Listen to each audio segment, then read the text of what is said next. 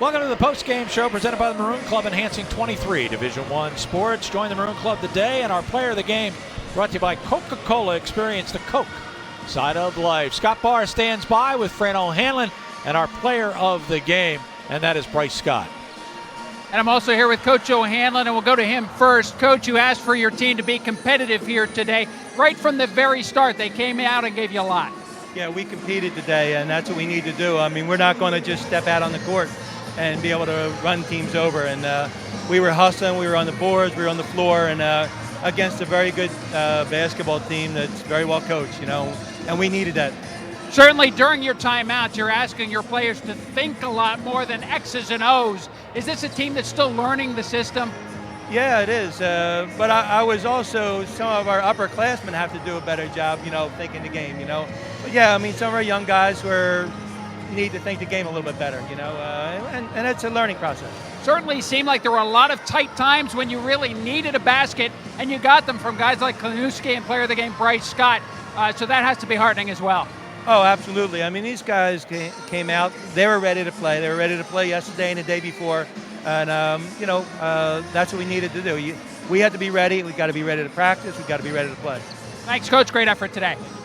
Turn our attention to player of the game, Bryce Scott. And Bryce, 22 points was the game high today. But more importantly, this system is one that requires senior leadership. You're going to be called on all year long for that. Right, and so far I haven't really been doing that, and I think the rest of our senior class is taking it upon ourselves to take that challenge. And I don't think we've been doing a great job lately, but today we made some strides. Certainly was a big challenge today. You knew this team beat a LaSalle team by 16, a LaSalle team that had recently beaten you. So talk to me about the attitude of the team as you went through the game and how the confidence grew. Right, we had a really good practice yesterday and the day before, so I think it all starts there. And we've been struggling of late. We got embarrassed out in Princeton, and I think we took it upon ourselves today. And I think some of the upperclassmen, actually really the whole team bought in this week. So I hope we can build off that and continue forward. Early part of the season is always about getting ready for Patriot League. Certainly development left to go, but this one has to feel pretty good. Yeah, absolutely. We needed this win, especially as a younger team. Not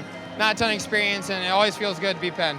Gary's a long way from home, El Dorado Hills, California, but great game today. Game high 22 for Bryce Scott. Back over to you. By now, I'm sure he calls Easton, Pennsylvania home. Scott, all right, let's take a look at the highlights of today's ball game, then we'll wrap everything up. Here's John. Well, Gary, for Penn, they really did struggle, but not because of this young man. Sam Jones really got it going in the second half, and he almost single-handedly hits a couple of threes and almost single-handedly brings Penn back to within striking distance. At one point, Penn had this second half lead down to 7. The big guy, Nelson Henry, doing a terrific job. He got his points at the end, but he really had to work really hard. He ended up with 20 points and 9 rebounds. You might have thought at the beginning of the game, if he had those kind of numbers, it might have been difficult. But Lafayette, as you heard Fran O'Hanlon say, they competed.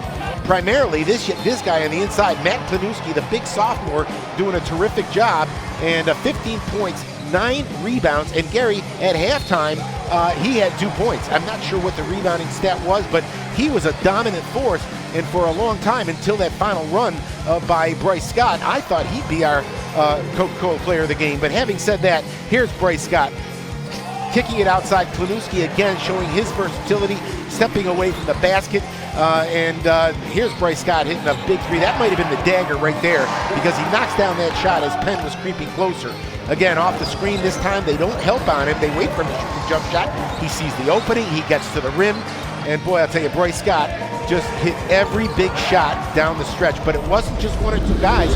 You heard Fran O'Hanlon say it. As a group, they really competed, probably their best beginning to end performance all year long. I don't think there's any question about it, John. Here's how the numbers shook out for the 86 points by Penn on 31 field goals, 17 for 27 from the foul line. They shot just 27% from beyond the arc. 38 rebounds compared to Lafayette's 38 rebounds. Double figures, Jones with 10. Nelson Henry with 20, 17 for Howard, 15 for 15 for Howard, Woods with 17, and 10 for Jamal Lewis as Penn goes to 4-2. Lafayette, their 92 points came on 36 field goals, 13 for 17 from the foul line. They shot 28% from beyond the arc, but 52% from the field.